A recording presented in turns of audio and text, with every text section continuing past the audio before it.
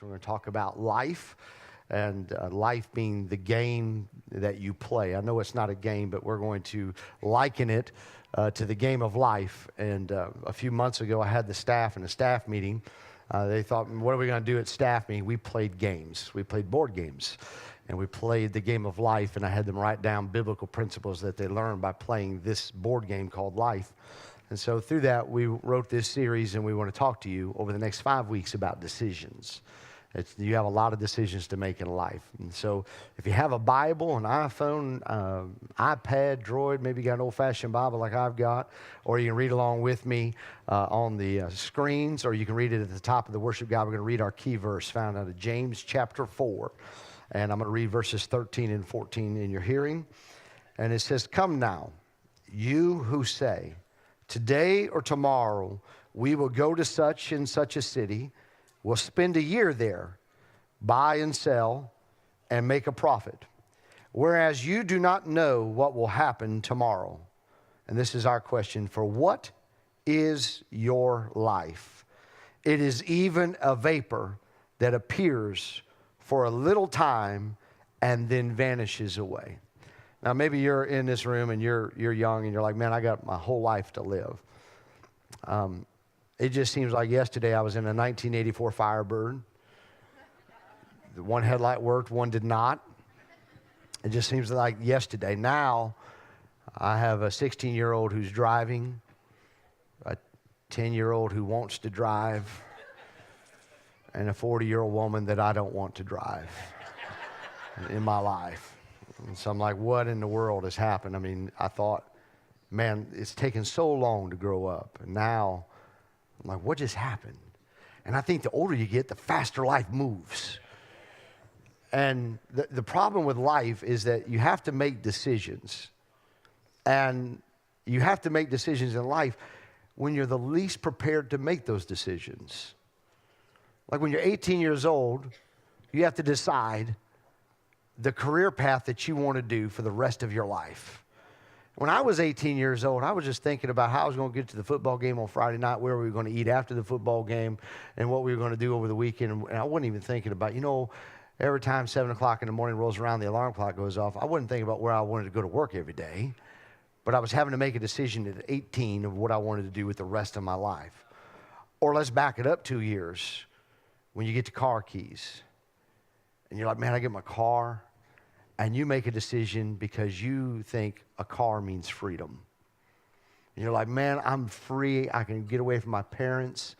And I thought, man, I got my car. I can go do what I want to do. And then my dad set me down and taught me a new word called curfew. I'm like, what's up with this? And now I'm 40 years old, and I look at driving as a responsibility and not as freedom. Why? Because I've moved further down the road in life, and I realized that driving a car is not about freedom, that if I only use it as a freedom, I can take other people's freedom away, and that it's a responsibility. So I thought I would help you out with that. When you see a silver Jeep driving down the road and it's got a personalized license plate that says Love and Life on it, and you're on your phone, how about you put your phone down and you drive responsible?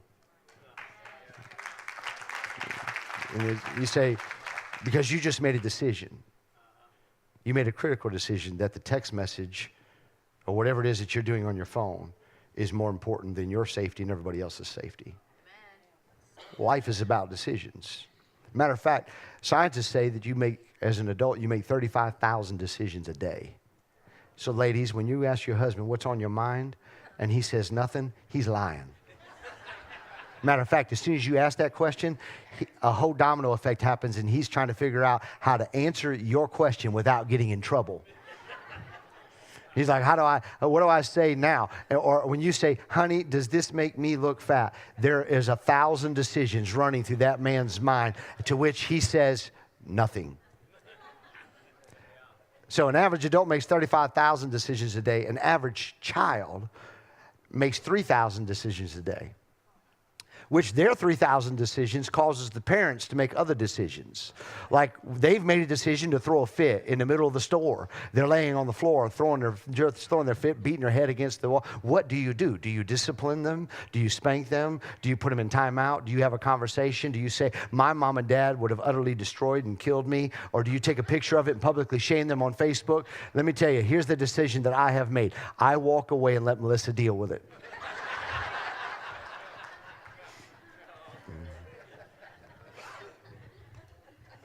And I say something like this, Zoe's just like you. I have just made a decision to make the couch my sleeping arrangements for a week or two. Life is about decisions. You make them. Matter of fact, your life right now is a culmination of decisions that you've made. Good or bad, you've made a decision. And what often happens is you make a decision and then you have to make another decision based on the outcome of a previous decision. So we had a business mantra, and it is still true, but I'm going to give you the business side of it, and then I'm going to tell you the church side of it. The business side of it says that past performance equals future results. So if somebody is consistently making poor decisions, they're always going to make poor decisions. Or as the one fella said to Melissa the other day, he said, I'm depressed. And Melissa said, you're depressed? He said, yes, I'm in a season of depression. And Melissa said, well, how long have you been depressed? And he said, 17 years. And Melissa said, that's not a season, that's a choice. That's a lifestyle. You're making a decision to stay there. You need to make a difference. So here's the church side of that mantra. Past performance equals future results until you encounter Jesus Christ. And Jesus changes everything in your life. And so maybe you've made poor decisions, and maybe you're in the middle of making a poor decision. But today you can turn that over to Jesus, and he can change everything in your life because you made a different decision today. And so maybe you've made a lot of poor decisions in your life. One good decision, turning your life over to Jesus Christ, will change everything. And it'll change the trajectory of your life because your life is ultimately a culmination of all the decisions that you have made. Let me give you an example of this in the Bible. It's found in Joshua chapter 24, and it's one of the references right under in your worship guide. And it's an interesting portion of text. Joshua is 110 years old at the time that he is telling this story. And he's talking to people who had no concept of what it was like to be in bondage. They weren't out of Egypt. As a matter of fact, they had had an entire purging of their society except for two fellas. And there was two fellas, one by the name of Joshua and one by the name of Caleb. And they're much older now. And the reason why is they made a decision. Years before, there was a command by God for 12 spies to go into the land, the promised land that he had brought them out of Egypt to go look at. Now, God did not say, I need you to make a decision to tell me whether or not you think you're capable, or tell me whether or not you think that the land is worth it, or tell me what you think. No, the Lord just wanted them to go in and spy out the land and strategize how they were going to go into the land. Instead, the 12, mainly 10, decided that they would morph what God said to them, and they would make a decision based on what they were seeing with their eyes, that they were incapable of doing what God said that they could do and that they should do, and that what God had already provided for them. So here's what God said. I've made something for you. Go take it. They interpreted that as, I don't know if we're going to go see whether or not it's worth it or not, and then we'll decide whether or not what you have for us, God, is good enough for us. Let me say that in our world today. God made you a specific way. God created you male and female. And now we have people saying, I don't know. I'll see whether or not what you made for me and how you created me is good enough for me to remain to be. And you're making a decision playing God, and you're not God. He's God. And you may be confused, and the reason why you're confused is you've made a decision to listen to a lie instead of believing the truth. Because life is about decisions. And your life is going to culminate. So here's Joshua telling them, listen, years ago, I had to make a decision. And the decision was this. I could believe what God said, Or I could follow the path of these other people who were on Facebook saying the giants are huge and the grapes are massive and we're not able to do it. And all the other people were like, yeah, that's right. They were clicking like and sharing and saying, yeah, we can't go in and take the land. But me and Caleb over here, we're like, you know what? You can delete me on Facebook. You can block me. You can write letters about me. You can protest. You can do whatever you want. But we believe that we're able to go into the land. And we made that decision all those years ago. And it was a good decision because our lives right now, everybody else has passed away from the scene. There isn't a single other person that believed that negative report that's still on the scene. But me and Caleb, man, we know that that was a good decision. We made the decision we're going to follow after God, and our lives is a culmination of making that decision. And now here I stand before you. This is what Joshua said. I'm standing before you. I'm getting ready to pass away from the scene. I'm getting ready to leave you. You're getting ready to go on with life without me. But listen, I need to tell you about the goodness of God. And he spends the first 12 verses of chapter 24 telling them about the goodness of God, that God gave, that God delivered, that God brought them through, that God did this and God did that. And then he says, and then the Lord's saying to you, you're getting ready to inhabit a land that you didn't even work for, live in houses that you didn't purchase. You're getting ready to reap crops that you didn't plant. These are all the things that God's going to do for you. And so here's the choice. You can either go after the goodness of God and the blessings of God and the deliverance of God and all the things that God has for you, or you can choose not to. But I chose to serve God, and I am 110 years old, and it was such a good decision that he ends verse 15 by saying like this. He said, as for me and my house, I'm going to continue to make this decision. I made it years ago. I'm going to make it again, that as for me and my house, we're going to serve the Lord. That's my decision. What's yours? See, because what we do now is we're like, well, you know, if that person over there decides to do it, I'm going to decide to do it. Or we think that by proxy, if somebody else does it, that's a decision for you. And Joshua's saying, wait a second, you are accountable for your own decision for your own life. I had to choose to serve God when nobody else thought it was popular, and now I'm 110 years old. I'm still going to choose to serve God. You have to make a choice, because there's going to be a day you're going to stand before God, and you're going to have to give an account on the decisions that you made. And you're not going to be able to say, Melissa made me do it. Zoe made me do it. Morgan made me do it. My friends made me do it. The pastor, no. You have to make a decision.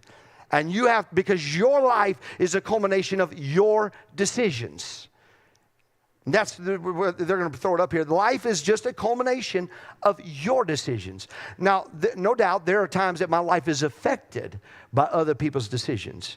But I can choose how their decision affects me. It's still a choice that I have to make. So my life is nothing but a culmination of the decisions that I make. Who I married, where I work, where I live, the car I drive, how I spend my money. Every one of those are decisions that Jason McKinnies has made. They're not anybody else's decisions. They're my decisions.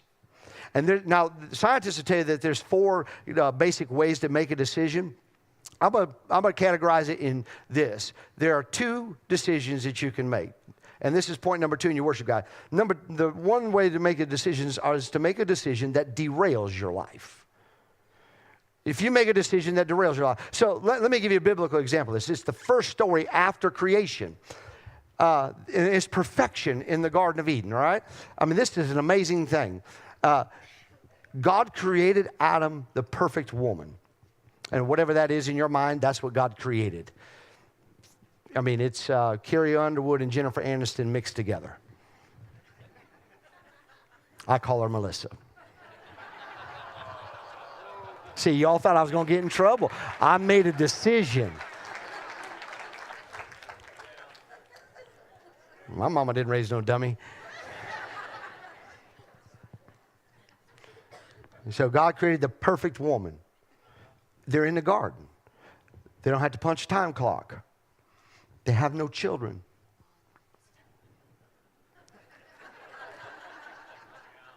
It's perfection. Adam's amazingly smart. He's naming animals. Rhinoceros, hippopotamus, giraffe. Call that one a bear. He's amazing. He's intelligent. Life is good. She goes to a tree. She makes a decision for a fruit salad. You can call it an apple, but I don't know what fruit it was. It was a fruit of the tree. It says a fruit salad. And for a fruit salad, she makes a decision. Because the enemy whispered in her ear that perfection is not enough. What God has created for you is not enough. You got a good man. He works. He's doing amazing things. But that's not enough. You need more. And then Adam makes a decision. And because they make a decision, it derails their life. They're kicked out of the garden. They now have children. And they are not unlike you. Their children fight. They fought to the death. Cain kills Abel. Grief now comes into their life. Why? All based on a decision that derailed their lives. You say, well, okay, that's a big decision. Are there any other decisions in the Bible? Well, just move 10 chapters down the road and you come to a man by the name of Lot. Lot's decision was property.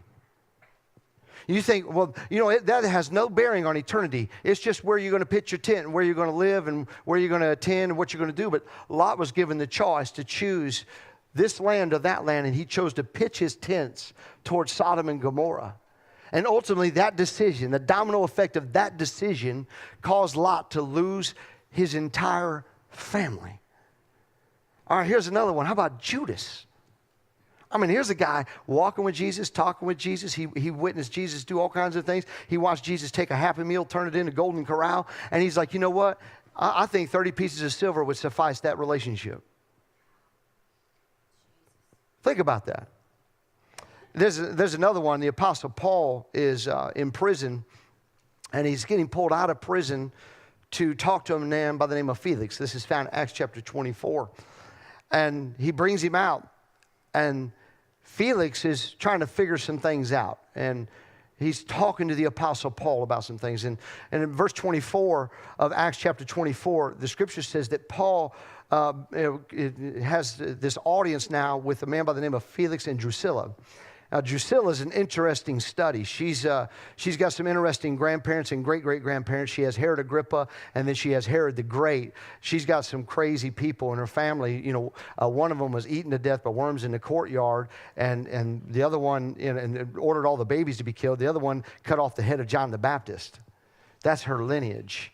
Now she's married to this guy by the name of Felix. She's 19 years old at the time of this writing right here. And she's brought up with Felix. And they're sent to hear Paul and concerning the faith in Jesus Christ.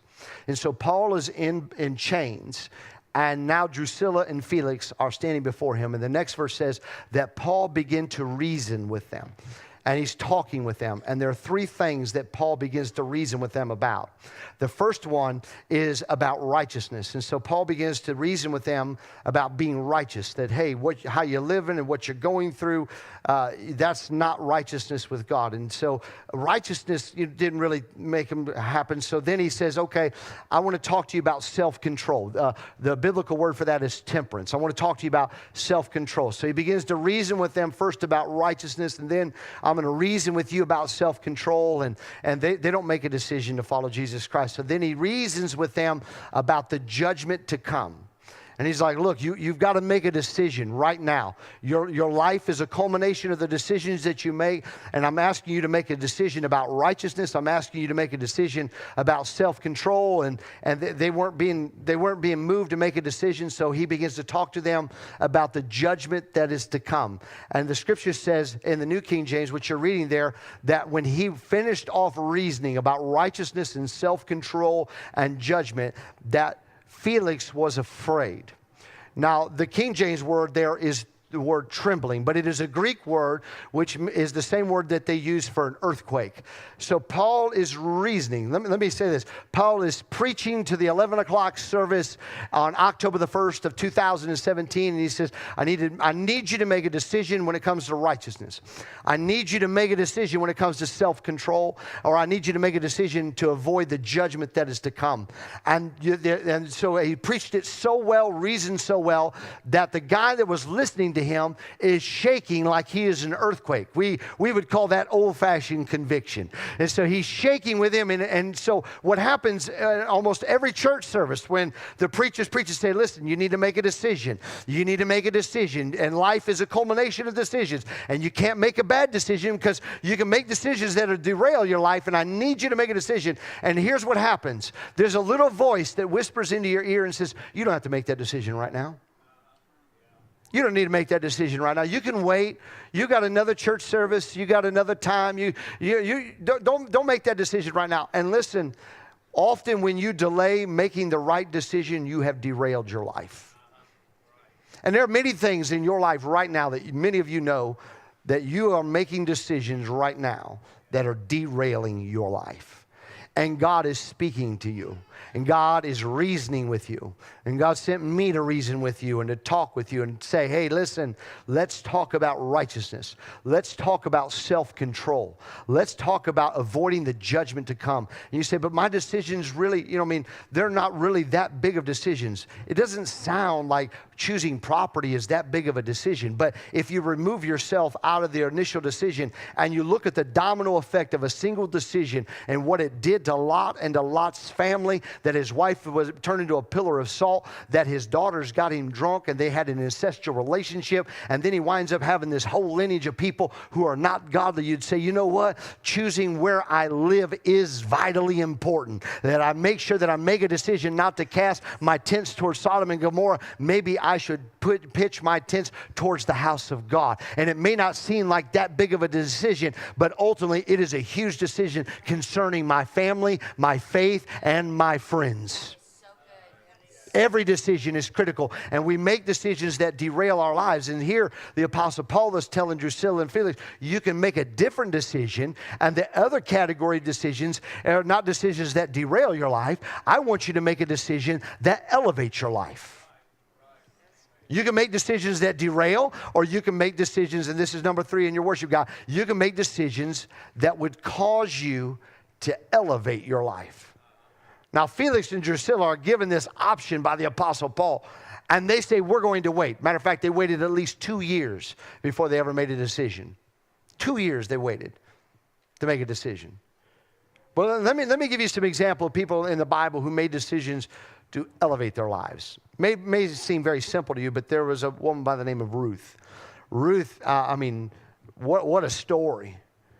Death surrounds her. Her husband died, her brother-in-law died, her father-in-law died. And she decides, you know what, instead of making the decision to go back to my old life, Naomi, I'm going to go where you go. She says these words, I'm going to lodge where you lodge. I'm going to go wherever you go, and your God shall be my God. No, you want to talk about a decision that elevated her life. Her first husband died, and she's like, I don't know where I'm going to go. There's no good single guys here. Naomi, you don't even have any more sons, so I could stay here and hang around all the people and go back to the old scene and find me a new man in the old scene. And can I tell you, you'll never find a new man in the old scene. You'll always find old habits in the old scene. And so Naomi says, I'm going to go with you. And God brings a new man at the new scene with her because she finds a man by the name of Boaz. And Boaz is now become the part of the lineage of Jesus Christ. She went from being a foreigner to being listed in the genealogy of Jesus Christ. Talk about a decision that elevated her life. Or how about Esther? Her uncle raises her up to be a mighty woman of God, and then she's faced with a decision to either enter into the throne room of the king and risk her life, or to go in there and save her people. And her uncle puts the decision to her like this: Esther, you were born for such a time as this. You were born for this. You were born to make this decision. And this decision is critical not just for you, but for generations to come. And I tell you, many of you are faced with those similar decisions today, that the decisions that you're making right now not only affect you, but they affect generations to come. And how you make that decision is vitally important. Vitally important. Decisions that elevate your life. Here's one in Matthew. Jesus is walking by. There's 2 fishermen, one by the name of Andrew, another one by the name of Peter. And he says, hey guys, I want you to leave everything and I want you to follow me. And if you follow me, I'll make you fishers of men. That was not even a profession that the counselor at the high school told them existed before. Fishers of men? What is this all about? You mean you want me to leave everything? We're fishermen. We're good at it. We got lots of boats and lots of nets, lots of it. And you want us to leave all of that and to follow after you for something that we've never heard of before. And it was the best decision that Peter and Andrew ever made in their lives. It elevated them up, and we still preach the messages of Peter and still talk about their lives. And y'all, Peter got to walk on water. Peter got to preach on the day of Pentecost. And sometimes when God asks you to make a decision, you're like, but that doesn't make any sense. That doesn't make any sense. If I turn this over to you, it's all going to work out. And God's like, if you turn it over to me, it'll be the best decision you've ever made in your life. And many times God walks by and says, hey, I want you to follow after me. And we're like, but that doesn't make any sense. You mean, God, I'm broke and you're asking me to give. How does that work? And it'll be the best decision you ever made in your life. There's decisions that elevate, and there are decisions that will derail your life. And so I thought, I would give you something practical to do when you get ready to make a decision.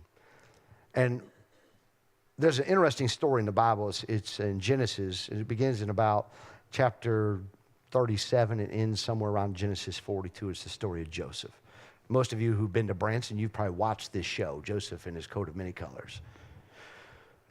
I want you to think about this, and here's the little practical thing you should do when you get ready to make a decision. How about you say the outcome out loud? Okay, like this.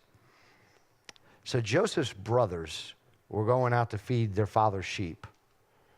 Joseph shares his dream with his dad. His dad gets upset. He shares it with his brothers. His brothers get jealous, and they see their brother coming one day, and they are mad at their brother. So they made a decision to be mad at their brother, and so say it out loud. Why did they get mad at their brother? Oh, he had a dream. That's a good reason to get mad at somebody, right? He had a dream. So they make a decision. We don't like our brother because he has a dream. Let's throw him into a pit. Throw our brother into a pit. And then they think, well, wait a second. If we make that decision, our brother could escape from that pit and go tell Dad what we did. So here's what we should do. Let's kill him. Let's kill our brother. Why are you going to kill your brother? Oh, because he had a dream, and our dad loved his mom more than Dad loved our mom. We don't like him. Then they say, you know what? Reuben has a real decision, because Reuben's like, he could have pulled him out of the pit and let him go and helped him escape. But Reuben's like, you know what? The peer pressure is really bad right now. My brothers wouldn't like me, but it's okay to kill my other brother just to keep my other brothers liking me. And so he's like, maybe we should sell him. Let's sell our brother. Well, why are you selling your brother? Because he had a dream. And his coat came from Dillard's, and ours came from Target. See, when you say it out loud, you're like, that's silly. Because here's what's going to happen. Based on the decisions you make, that's the story you're going to tell for the rest of your life. And here's the story these fellas got to tell the rest of their life, right? We didn't like our brother, so we threw our brother in a pit. And then we decided, you know what? He shouldn't stay in that pit. He might escape from that pit. So let's sell our brothers to Ishmael. And to the Ishmaelites, we'll sell him. We'll take our brother's Dillard's coat. We'll wrap it in blood. We'll take it back to our dad. And we deceived our dad all the days of our life. How you like to put that story out on Facebook? But see, here's what happens. You think, oh, you know what? Because I made a decision, I don't like the decision, I can deceive people. And so what we'll do is we won't tell Dad. You guys all swear we're not going to tell Dad the rest of his life what we did to Joseph. And you say, oh, I don't do that. Oh, yeah, you do. You make terrible decisions, and then you get rid of this guy, you get rid of this woman, you divorce that guy, divorce that woman, and then you post on Facebook how wonderful your life is, even though you're deceiving yourself. And you're going to spend the rest of your life with a whole life built on deception and lies. And here's what happened. They thought, well, we could do that to our brother, and nothing ever will come of it until they ran out of food. And then they ran out of food and had to go to Egypt, and guess what happened? They had to go back and reveal to their father the decisions that they made all those years ago. and that they've been living a lie all these years. They could have told their dad a long time ago. They could have waited on his 50th birthday and said, Dad, by the way, Joseph's alive. But no, it had to be revealed. And you may think the decisions that you're making, you're going to get away with it, and you're just going to do it in the privacy of your home or whatever. But let me tell you this. Every decision you make will be revealed to the Father. God sees every single decision you're making in your life. And you ought to say some of the stuff that you're doing out loud. Like, well, why did you divorce your husband? Well, there was a guy when I was 16. He was really cute in high school. And we got hooked up in a chat room, and he types really cute.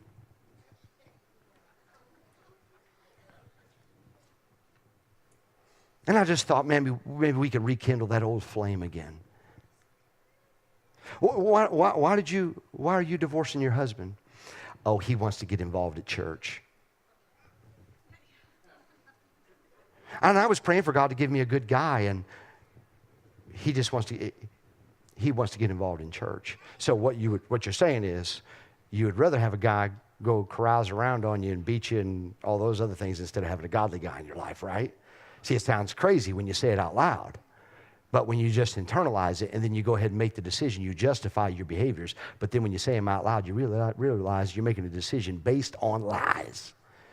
That you should want somebody to be godly in your life. You should want a woman to be godly in life. You should want somebody to be. And see, here's what happens. Is you go through all of your life and then you stand before God and you go, I would just wish I could go back and make that decision differently. I just wish I could go back and do it differently. Now, I need to tell you this, that when you make decisions, regardless of whether you give your life to Christ or not, there are repercussions of every decision.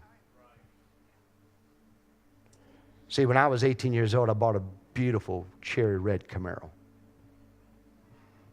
And I thought the speedometer in that car meant that's how fast I could drive it. It was fast. It was beautiful. Not the best choice on ice. I still suffer with the repercussions of that decision.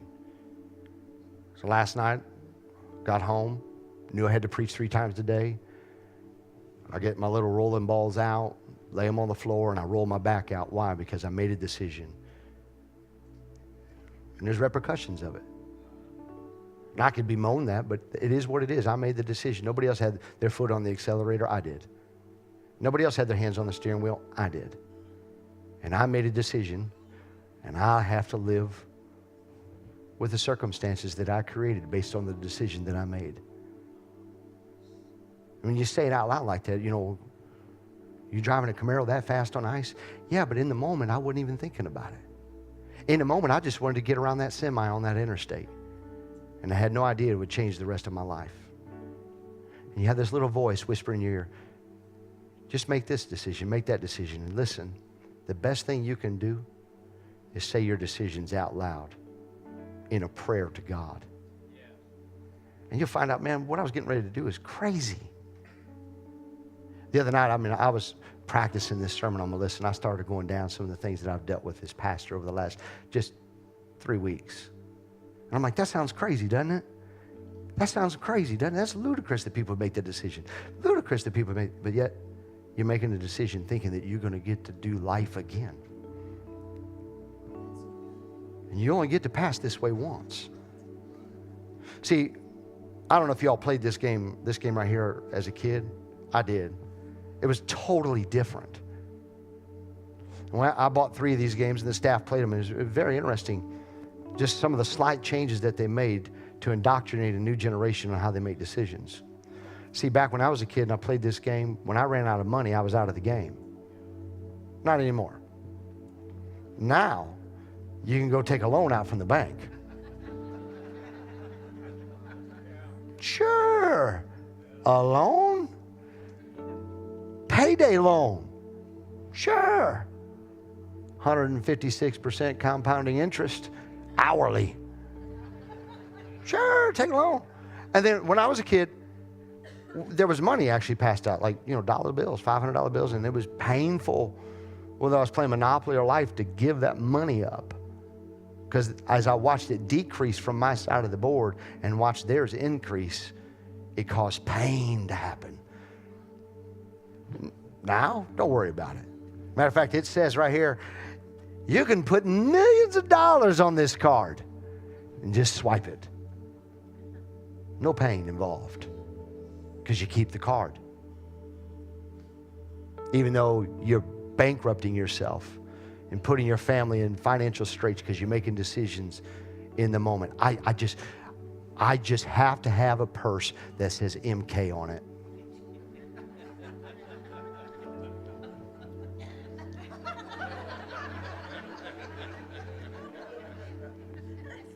Come again? I just have to have a purse that is a coach. I can't live life without one. I'm just not going to make it through this door unless I get one. And then I don't have the money, but I'm going to make a decision. And you're still paying for it. I got to have those shoes. I'm going to preach to myself a while. I got to have those shoes. I don't care whether or not my kids have food or not, but I got those shoes. You're making decisions that are derailing your life. And you got to start making decisions that elevate your life. Sometimes they're painful, but you got to make them. And here's the thing with this. We can replay this game of life over and over and over again and use the knowledge that we got the previous times we played it to make different decisions. I don't want to go down that path. I'm going to choose a different path. That's the problem. That's not how real life works. And you only get one pass through, and you got to make the right decisions. And one of the best decisions you'll ever make in your life, because you only get one time through, is when you're faced at a juncture of your life, is to go find somebody you that's ahead of you on the board and ask them, hey, I'm in this critical place of my life, and I'm getting ready to make a decision. What should I do? And listen to the advice. Me and my wife, we're getting ready to get a divorce. Why don't you go talk to somebody who's been divorced and ask them to tell you the truth? It isn't as pretty as everybody makes it. Or I'm getting ready to do this. Go ask somebody that's ahead of you in the game and say, what would you do? How would you do it? And don't delay. Make the right decision.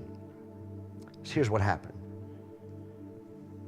Felix, in Acts chapter 24, after hearing the message of righteousness, self-control, and the judgment to come, he is trembling, knowing he needs to make a decision. Conviction is all over him about doing the right thing. And he says, you know what? We're going to wait to make this decision. We're going to wait. For 2 years they waited.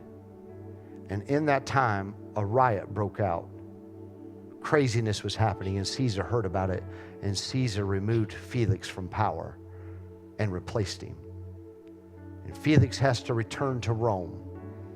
He returns to Rome in shame for being fired from his job as the governor. His wife Drusilla heard the same message, could have made a decision.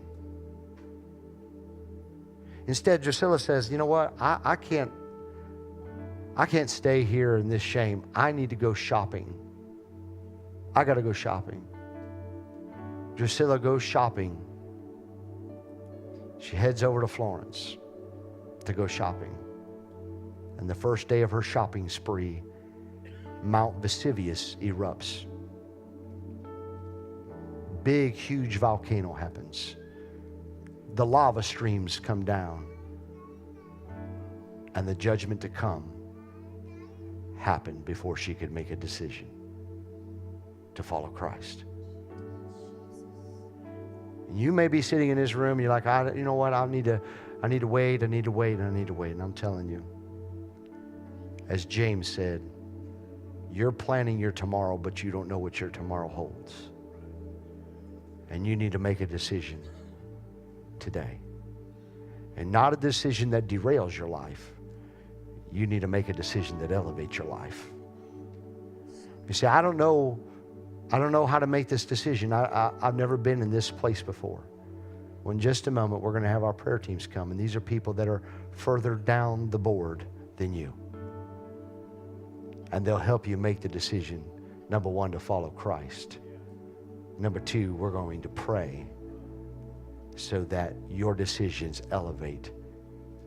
They don't derail your life. So if you would, just bow your heads with me across this room. Father, you are gracious. Lord, and there are many people under the sound of my voice in this room and online that are in the valley of decision. And I pray, Lord, that they would make a decision that elevates their life, not one that derails their life. That they would make decisions about righteousness and self-control and the judgment to come that brings their life to the level that you have planned for them. May they heed your voice, follow after you in righteousness and self-control, and may they avoid the judgment that is to come. And may we not be like Felix and Drusilla, who hearing this, understanding this, may we not be Felix and put it off for a better day, but may we make the right decisions today. For what is our life but a vapor, here and then gone? Lord, help us to make the right decisions. Holy Spirit, speak to us in every way. In Jesus' name I pray. And all of God's people said, amen.